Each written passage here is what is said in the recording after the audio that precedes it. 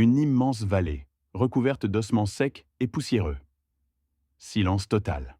Pas même un murmure de vent. Soudain, un bruit. Les os commencent à bouger, à se rejoindre. Les muscles poussent, la peau se forme.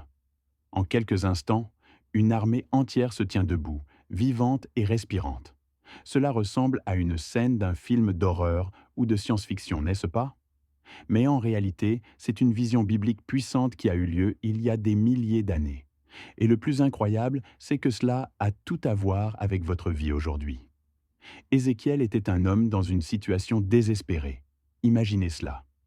Il était prophète, mais il était loin de chez lui, exilé dans un pays étranger. Son peuple, les Israélites, avait été conquis et emmené captif à Babylone.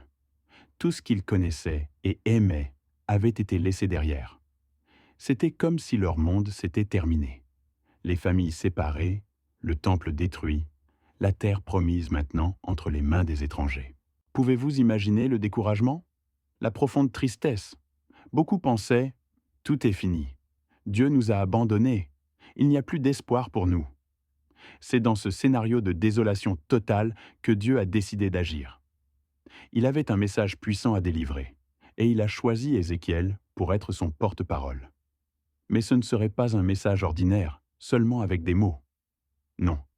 Dieu allait utiliser une image si forte, si percutante, que personne ne l'oublierait jamais. Et ainsi commence notre histoire. Ézéchiel, probablement lors d'une journée ordinaire, ne s'attendant à rien d'extraordinaire, ressent soudainement la main du Seigneur sur lui. Avez-vous déjà ressenti quelque chose de semblable? Ce sentiment que Dieu est sur le point de faire quelque chose de grand, quelque chose qui va tout changer.